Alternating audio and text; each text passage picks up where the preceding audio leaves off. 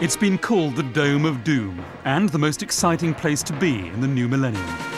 Tomorrow, Tony Blair will reveal the first models of what you'll see inside. Tonight on Panorama, an exclusive preview of the Millennium Dome, what it'll cost and whether it'll be worth it.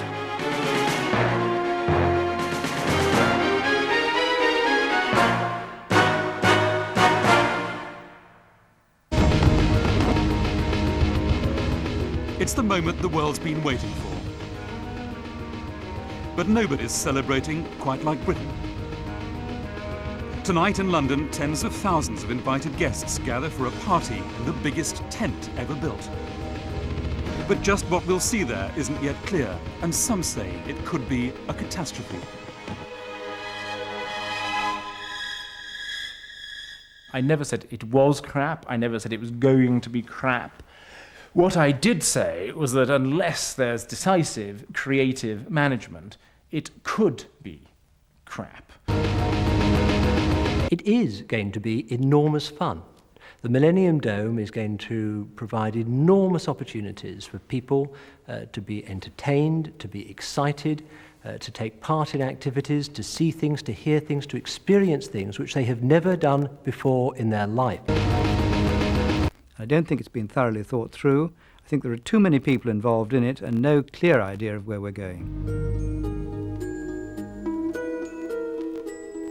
The Dome is the centrepiece of Britain's contribution to the millennium. Its taut steel rigging will soon be covered by a vast fiberglass tent. It will be the size of 2 Wembley stadiums. It will cost £750 million, over half of it lottery money. It will open on New Year's Eve next year. It's the biggest birthday party of them all. Of course, we have to dare. If we don't dare, we should all stay in bed. And there is a certain daringness in it. But I think the risk is minimal. I really do believe that there's a 90-something% chance it's going to be fantastic. In Soho, one of the models Tony Blair will unveil tomorrow is being delivered to its designers. It's the first thing you'll see when you walk into the Dome.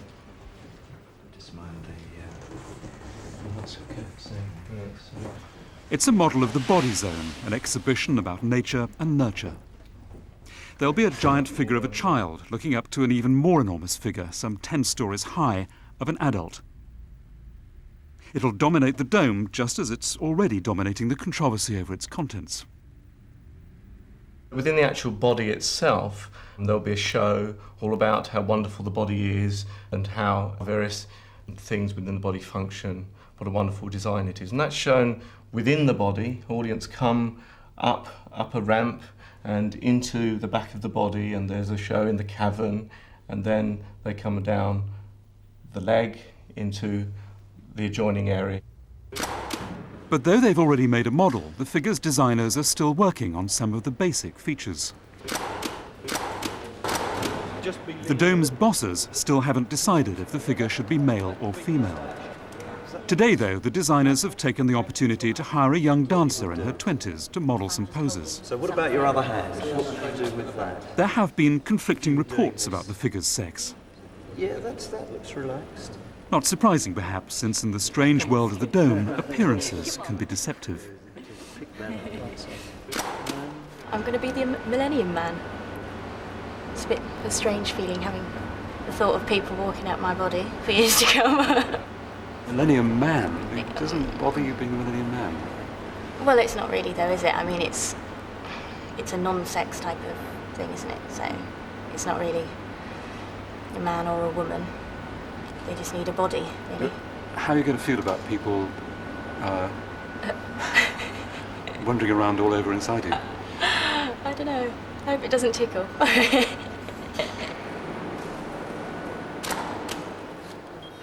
The figure Tony Blair will unveil tomorrow may be out of date. It was built well before these shots were taken. As for its sex, the designers say they're making it desexed or androgynous. In terms of it being desexed, I mean, it's quite possible that as we develop up the exterior design for the body, it could become incredibly abstract. So rather than it becoming just androgynous, I think it's more a case that it won't necessarily be obviously male nor obviously female. And probably the legs are on your tummy. And you're sort of playing and bouncing. But everything is still up in the air. The figure could be reclining or holding the child perilously above its head. and the views of the Dome's chief executive are different to her designers. It could still be a man or a woman. What would you like it to be yourself, personally? Well, I like the idea of a female figure, not the least because I think it can have many associations. You must have a personal view. I mean, Jenny Page says she'd like it to be a woman. What about you? Well, she might do, wouldn't she? I mean, but I'm quite agnostic. Don't mind it being androgynous? I don't mind what it is as long as it's attractive, it's a success, and it creates an enormous amount of fun for people, an opportunity to learn more about the human body and how it works, as well as just the sort of thrill of seeing something on that scale and being able to move around inside it. Uh-oh. Like the Dome itself, preparation for tomorrow's launch has been a race against time. And that means that we don't have to cut back for the mast. The mast is fine. In another studio, they're working on a small-scale model of the whole exhibition, complete with 9 separate themed zones and a vast central arena. We've got some other bits and pieces over here. This is the central arena, which has various tiers of seating so that little shows can go on in the middle there. We've got another of the exhibits being worked on by Mark. The theme is soul. Soul? That's right, yeah. Can you show me? It's just a sketch right now. Did it make you think of the soul when you first saw it? No. What did you think? It looks quite hard-edged and angular. Any others? Modern soul. We've got some more exhibits. This exhibit is the mind. And here you'll be able to walk around and see various images flashed up on huge screens. What did you think when you first saw it? Interesting shape. It may all be at a rough and ready stage, exhibits like the Global Zone still basic concepts, but some critics of the Dome say the signs are already ominous. I think it could be pretty mediocre. I think it could be pretty mediocre and therefore very quickly forgotten. It's truly sort of multimedia, really. That's what we're after. But the design team for the serious play zone say the critics are carping. They've enlisted the help of painter Patrick Hughes, a master of illusion. Together, they plan to take visitors to the Dome on a high-tech virtual ride. Visitors will journey along a travelator, passing by a whole gallery of optical illusions, holograms, and virtual displays. I mean, if we can just make the whole of this piece do that, you know, that's the challenge for us. It's just saying that the whole of this movement experience. I'd always been a great fan of Patrick's work, and because it's an optical device, it's an optical trick. What has to happen is you have to move past it. And the idea is that we're trying to devise this as a new medium, and by virtue of actually using those sort of optical tricks, like Patrick's trick, we actually take people on this magical ride, really. And ultimately, the object of that magical ride is that we can impart some very clear communication ideas. So at the end of each of those passes, there's a very fixed idea about playing to learn, say. So it's a magical knowledge tour rather than a magical mystery tour. That sounds okay, yeah, we'll have that. The designer's confidence is infectious, but in the world of the Dome, you can't take anything for granted. Soho, the fashionable heart of London's design community. For weeks, rumours have been circulating here that the Dome is in trouble.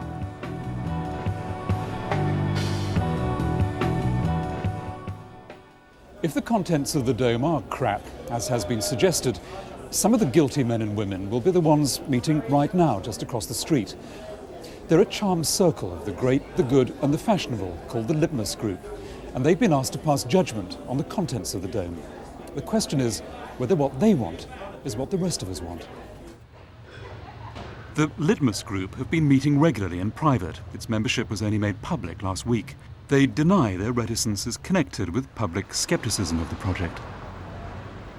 There's a group of people up there trying to decide what to put inside the Millennium Dome. I'm just wondering if you've got a message for them. I think it's a waste of money. There's a group of people up there trying to decide what to put inside the Millennium Dome. I'm just wondering what you'd like to see inside it. I don't think I'd waste my money on the Millennium Dome, thank you very much. I think the whole project is futile. Just scrap it altogether. Nobody wants it. I've yet to speak to anybody who actually wants the Millennium Dome or whatsoever. It's a waste of money. So what's your message to the group of people up there? Burn it down. That's simple. It's a disturbing message for Jenny Page, the Dome's chief executive. Some say she must find a public figure to win people round. The Litmus Group chairman is Michael Grade. Mr. Grade, go on. Panorama, can you have a word? Nope. Can you tell us what you thought of it? Trying to go home. I do think it's a shame that the development of the whole Millennium Project has been sort of prosecuted with a degree of secretiveness. Secretiveness and uncertainty about its contents have dogged the Dome from the start. Ken Robinson, the man charged with making sure everything happens smoothly, is on a vital sales trip. He's come to Blackpool to sell the Dome not to the public, but to a conference of tour operators. They do £4 billion of business every year, bringing tourists to Britain and hopefully to the Dome. And there's another session coming up now, its final session. It's called The Burning Issues of the Day, sponsored by Party Express, the company that promises you the best ride you ever had. Ken, what are you going to be telling them? I'm going to be telling them what they want to know, which is what's in this mysterious dome. These people are responsible for bringing 40% of the overseas tourists to Britain every year, so they're very important to us, and this project's important to them. It's the magnet for tourism to Britain in 2000, and I'm going to tell them about it. Instead of seeing a number of pavilions, as you do at expos and that sort of place, all of the displays will be three-dimensional. Extraordinary shapes, movement, activities, interactive things. And there's more to this than just amusement. So have faith. But many of the tour operators felt the mystery of the Dome remained unsolved. After what I've heard today, I've still not got enough information to be able to go out and sell the Dome to tourists. You haven't? No, I haven't. Well, he certainly has whetted our appetite. We'd still like to have a little more detail at the moment.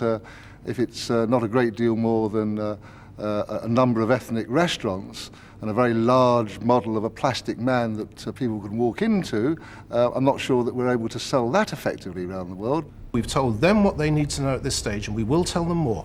Not everything, but enough to make sure that their customers can enjoy the very best show that we can put on. But people are saying, look, we need to know more than a few ethnic restaurants and a big plastic model of a man. Well, as I've just said, we've told them more than that, and much more will be made available, as you realise, very shortly.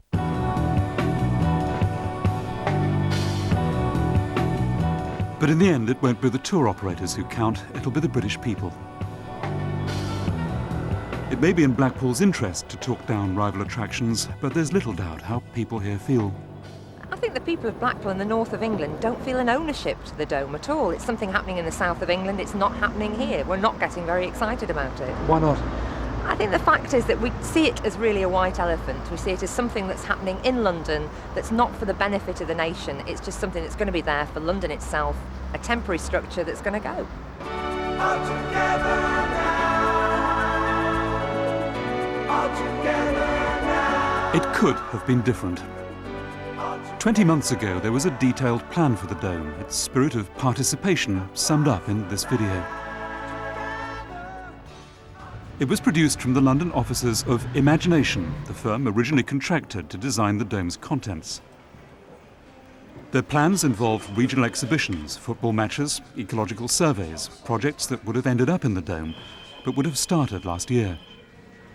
Their video showed how the public could have been involved right now.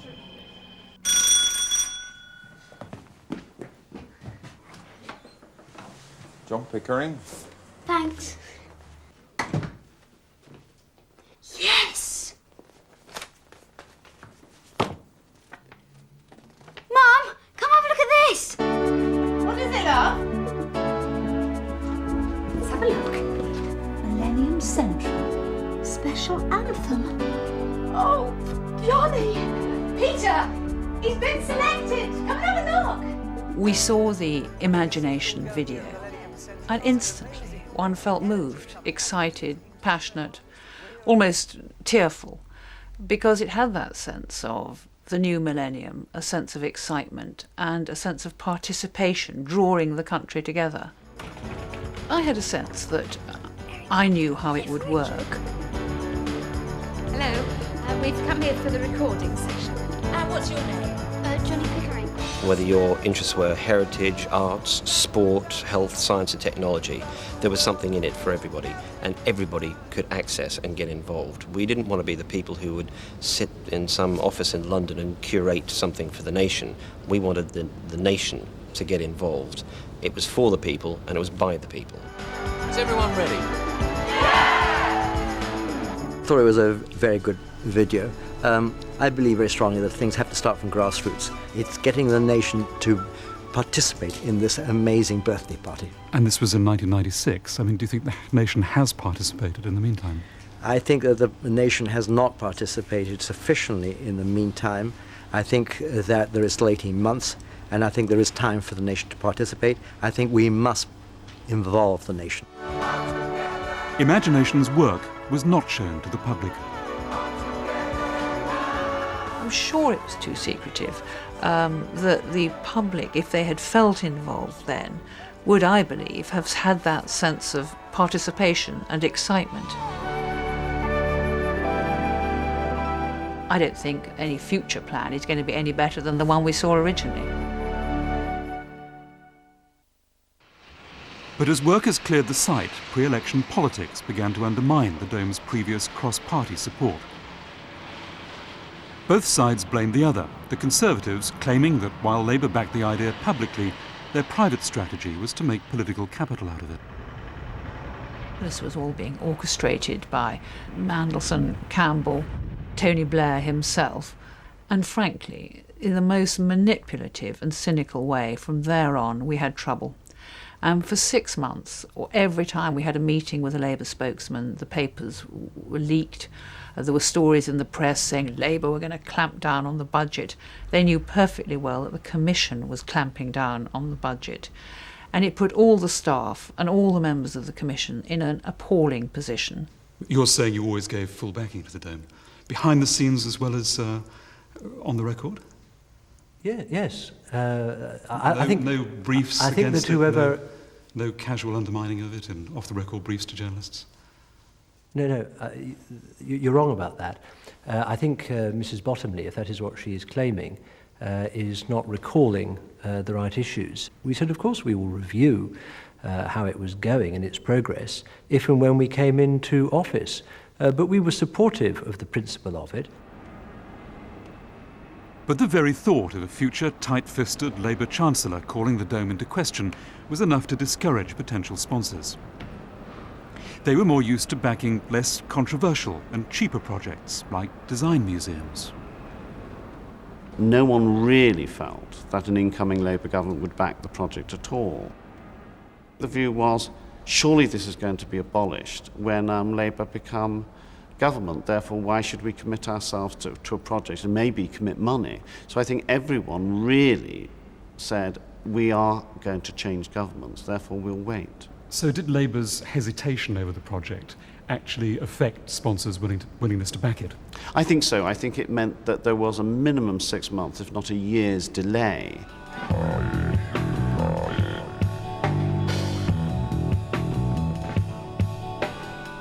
Once in power, a majority of Tony Blair's cabinet did indeed question the Dome's future. Gordon Brown's Treasury was predictably suspicious. Culture Secretary Chris Smith said it could all be done cheaper. Even the Prime Minister himself began to wobble. We realised we had something of a crisis on our hands. Yet another meeting, a general feeling that Tony's not happy. Tony doesn't know what's in it for his children. A letter was produced, which I drafted, trying to persuade him what was in it. For his children? It was addressed to him, but it was for his children, yes. I mean, not unreasonably, he said, what is in it for my kids? Simon Jenkins' letter helped convince Tony Blair the Dome would pass what's become known as the Ewan test, so called after Mr. Blair's eldest son. I said that the Dome was going to be very exciting. I said this was intended to be both informative and fun. It was essentially about exhibition, display, entertainment, education, all the things that he seemed to want. By the time Tony Blair visited the site, the cabinet had fallen into step. They agreed to a budget inherited from the Conservatives, £750 million, twice the original estimate. Almost £400 million would come from the lottery. We're going to take a grip of this, we're going to drive it through, we're going to make sure there's a permanent legacy, we're going to make sure the costings are right, we're going to make sure that the management's right, that the ideas are right, and that the whole of the nation, not just London, the whole of the nation is involved. They landed with, in fact, a fairly big posse of press. They walked around the site with myself. And at one stage, in fact, they talked about the size and the scale of the scheme, in fact, and looking at and said that their future's in my hands. And I said, we'd better look after it. Their future is in your hands? Yes, very much so. But Labour had bought into a vision that was becoming blurred. Imagination, with its clearly focused plans for the Dome, had, in their words, stood back from the project. Their work had cost £7 million of lottery money. We had flagged up and warned people earlier on that time was being consumed. Certainly when we withdrew from the project, we had already felt that time was running out. Running out? And that was almost a year ago? Yes. The Dome was now in the hands of a non-profit making state-owned body called the New Millennium Experience Company Limited, the NMEC. Having lost imagination, the NMEC decided to rethink the Dome's contents. In the spirit of New Labour, they'd used focus groups to find out what the public wanted. They didn't want it to be just a big party. That wasn't a justification for all this public money. Not to be jingoistic flag waving. We can't sing Land of Hope and Glory every day throughout 2000. And particularly, although they understood that we needed sponsorship, they didn't want it to be over-commercialised. The focus groups were panels of ordinary members of the public. The NMEC showed them special images to set them thinking. There was one crucial picture. It was this image which showed a pathway with a choice, and it enabled people to put into words the fact that there is a choice in the future. It's their choice. They can make a choice. They can choose to make things better. What did you deduce from this? Well, that was brought back into this key phrase, if you like, that if we used our time better in the future, if everybody did, that it would be time to make a difference, that there would be a long-term legacy. So the Dome had a new theme, time to make a difference. Soon afterwards, the Dome had a new creative director, till last month he too decided to stand back from the project.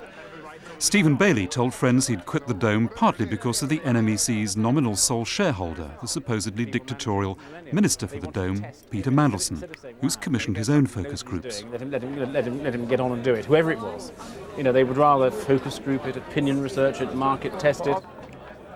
I don't think he is a dictator. I mean, for the simple reason that dictators tend to know what they want, and all the evidence I can see is that Peter Mandelson doesn't know what he wants. Stephen Bailey says you aren't a dictator, but you don't know what you want out of the project.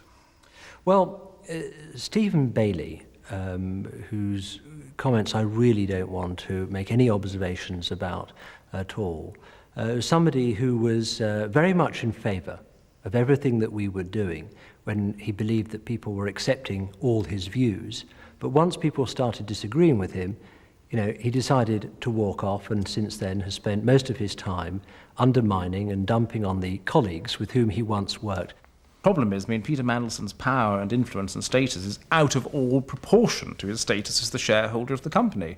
And so you have a person of this power and influence who exercises what I would say is a disproportionate amount of influence over the bureaucrats who run the company. But that influence is not a dictatorial one in the sense that it is do this, do that. It's, you know, it's the effect of Mandelson and his extraordinary influence is that the bureaucrats tend to want to second guess what he wants, and he doesn't know what he wants. He's listening to the opinion polls. Whatever the cause of the confusion, it's pushed the designers of the exhibits Tony Blair will unveil tomorrow right up against their deadlines. In a North London studio, they're racing to complete a model of the serious play zone. While Stephen Bailey helped commission this area, he's worried the Dome will have too little that's serious and too much that's playful. I have the greatest respect for the public, which means I don't think one should condescend to them and patronise them. The public which visits aren't morons. They don't want to see people dressed up as animals on grand parades. They'd like to see stimulating ideas. They'd like to see things they can't even imagine. They don't want to see dim, pale, thin imitations of American theme parks.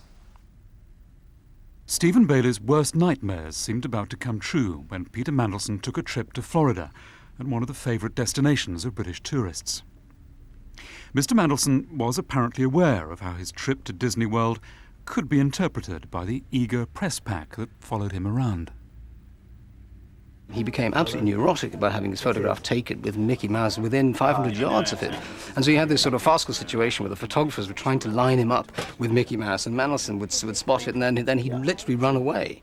Literally run away? Run away. Oh, yeah. From Mickey Mouse? From Mickey Mouse, yeah. Why were you so reluctant to be photographed with Mickey Mouse? Because I didn't want people like you asking me daft questions about, Mandelson meets Mickey to turn the Millennium Dome into Disney World. And sure enough, that's just what you've done, whether or not I was photographed with him or not. Didn't going to Disney send out the wrong signals to people? No, it sent out this signal, that we are going to be as professional, as well organised and successful as Disney are. Not the same as Disney, quite different, because we have a different purpose and a different mission. I think probably the symbolic last straw for me was Peter Mandelson's visit to Disneyland. I didn't see any point in spending a huge amount of public money on replicating Disney in London. I mean, even if the time and money existed to be able to make a perfect replica of Disney, there's no point because we have Euro Disney in Paris, 3 hours away. But the crucial point is that time and money doesn't exist. And I felt at the very best it was misjudged of Peter Mandelson to suggest that we could import Disney into Greenwich at such short notice.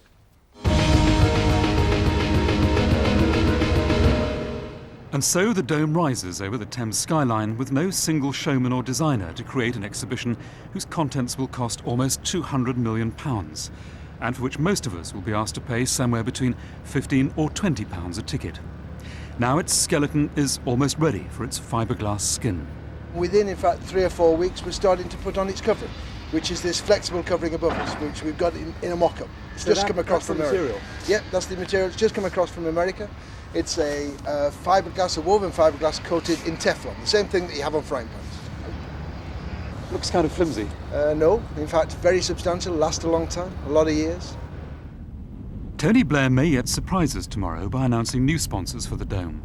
Several companies, BAE, BAA, BA, BT and also the Corporation of London, have already indicated they'll contribute to the total £150 million being asked from industry.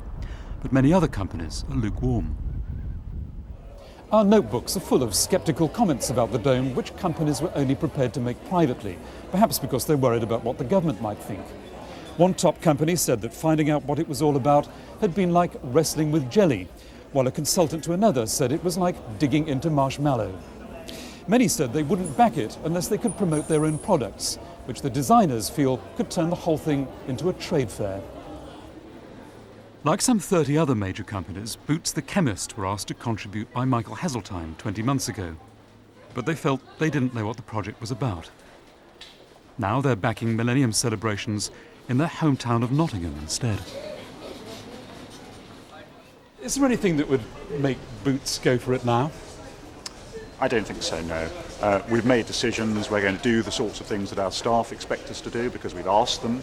And I don't think that the dome, as we currently understand it, and I'm not sure that any of us really do, offers anything in particular for a company like ours, either commercially or in terms of shareholder value. So Boots still doesn't understand what's going to be inside it and what it's about? No, we don't. In the Visitors Centre in Greenwich, they're trying to tell the public what the dome's about. But while we're forced to contribute through the lottery, companies have the chance to say no, and many are doing just that, even though they've had detailed presentations of their own. Some may even have to be offered their own exhibition areas to tempt them inside. No one really knows. I'm sure that no one really knows what it's going to be. I'm sure somebody knows what they want. But you're saying sponsors don't really know what it's about? No, sponsors don't, but clearly someone's going to have to tell them very soon, otherwise they won't get the money. There's no doubt at all that sponsors, like the rest of the population, have not had the case presented in a fashion which allows them to grasp its opportunity and its potential on a broad basis and in the popular press. It is early days in terms of an exhibition of this sort, to tell the full story. It's strange, you're a bit sort of back and detached from the child. But it is not early days for the Dome's design teams. Because you're either like that, that's relaxed, but that looks a bit... It's a bit angular. They work on against a background of creative disagreement, and with no single person clearly in charge. So who will decide the posture of the body zone's figure, and crucially, its gender? Quite clearly, we are reporting back to the litmus group on this decision. I don't expect it to be taken in the next couple of weeks, but it will be taken within the fairly short, near future. By who? You? It will be taken in the light of proposals made by the designers to the litmus group. By who? Who will take the decision? The decision will be taken corporately, not by an individual. But this is a corporate world like no other. It's a world in which Michael Heseltine and the man he once derisively called Peter Mendelssohn, a political commentator, enter meetings side by side. Both are members of another group that takes key decisions, the Dome's coordinating committee, even though Tory leader William Hague suggested Peter Mandelson's losing his grip on the Dome. Mr. Heseltine, do you think Mr. Mandelson's lost his grip on the project? Certainly not. This is a project which, you know, is an all-party project, and it's going to be a great success. And this, I think, will be a wonderful lift-off to the new century. Good meeting, Mr. Mandelson? Excellent. How do you feel about the criticism of the Dome? I feel enormously confident when we have meetings like this and see such good ideas and such good proposals. It fills me with more and more confidence with every week that passes. I think too many cooks tend to spoil the broth. And I think that where you get a mixture of politicians, bureaucrats, creative designer people, you tend to get friction, and you tend to get different objectives vying with one another for predominance. And I think that's what is happening here. Why do you think that's what's happening? Because the thing seems to be in such a total mess. Unlike Lord Palumbo, the architect of the Dome, Richard Rogers, is a supporter of Tony Blair. The man responsible for its extraordinary gossamer architecture is a Labour peer and a member of the Litmus Group. But in a dramatic intervention in the Dome debate, Lord Rogers has told Panorama he wants the government to put one person in charge of the whole Dome experience. What we haven't as yet got is what I would call the ringmaster, who actually has the overall concept and decides which animal jumps first, if you like. Why do you need a ringmaster? It's like a circus, or it's like a concert. You know, it's one thing to have wonderful pieces of music, but someone's actually got to give that concert an order. This project is far too big for it to be put into a box which simply has one person at the head of it as far as the creativity is concerned. We've been told that some members of the Dome's various committees are searching for a new showman, but they haven't found anyone suitable, and Lord Rogers has told Panorama time is running out. I'm looking at somebody, maybe in television, in showbiz. You know, again, it is the ringmaster, and if you think of it in those terms, or the conductor. And I don't think the conductor is likely to be a politician. But what happens to an orchestra without a conductor? It has to find a conductor. And if you don't? We will find it. There is. How long have you got? How long have you got? Oh, we've got until. The conductor now has to appear in the next month or two. We understand there is considerable disagreement as to whether the Dome needs a new creative director. But for the moment, Dome Minister Peter Mandelson seems to be siding with Chief Executive Jenny Page in the belief that this circus is doing just fine. Possibly further down the line, we will need somebody who sort of glues it all together. I'm perfectly satisfied by the creative process so far and the way it's being organised within the company. So you're saying that Richard Rogers, the architect, has got it wrong? No, I'm saying that it's a very interesting idea, and it may well be that it's one that we adopt further down the line. But further down the line, not within a month or two. But the need for it is not now, no.